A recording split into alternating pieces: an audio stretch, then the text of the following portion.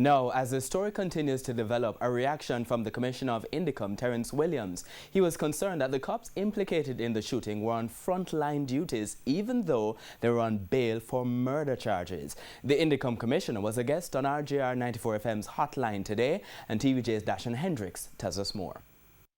Corporal Kurt Fraser was telling his version of the story. A portion of the clip played on RJR 94 FM's Hotline interface with Emily Shields earlier today, and the INDECOM Commissioner, Terrence Williams, listening. Mr. Fraser in the interview said he and 2 other colleagues from the JCF's mobile reserves were chasing a Nissan Tida motor car which had men who were shooting, and then found out they themselves were being pursued and being shot at while returning the fire. Mr. Williams, in hearing Mr. Fraser's account, said he has heard a materially different version of the chain of events. We have no evidence so far of them pursuing anyone. We have that they were being pursued from Shedwin Park. It turns out an off-duty police was chasing the alleged rogue cops. Mr. Williams said that off-duty cop was at the party on special duty. I think he was providing some amount of security. This is what is said. Security for the party as approved by his commanders.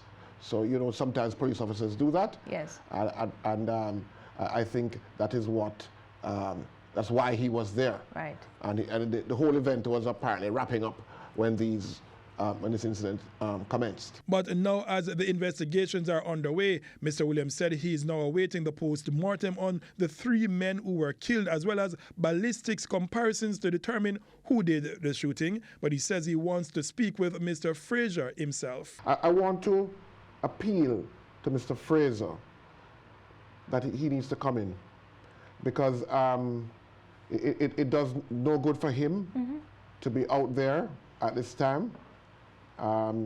He can make arrangements through his lawyer.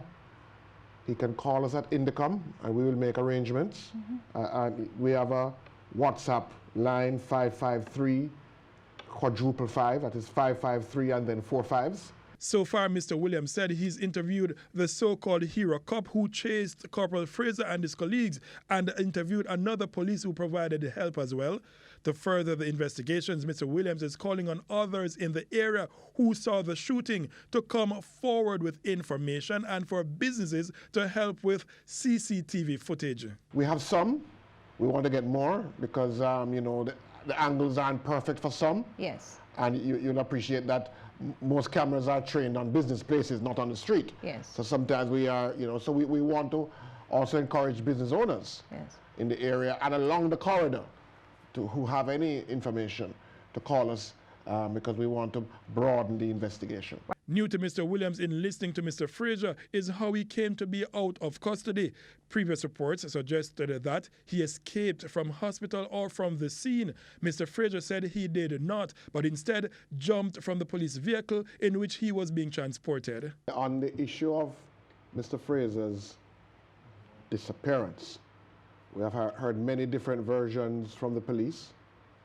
We heard he was taken to hospital by a particular officer, then not by that officer, that he must have escaped at the hospital. This is another version that we're hearing. It is one of our terms of reference because the police force was duty-bound to have secured him after the incident. Mr. Williams said it would be premature to lay blame about why the corporal was not properly secured at this time. Dashan Hendricks, TVJ News.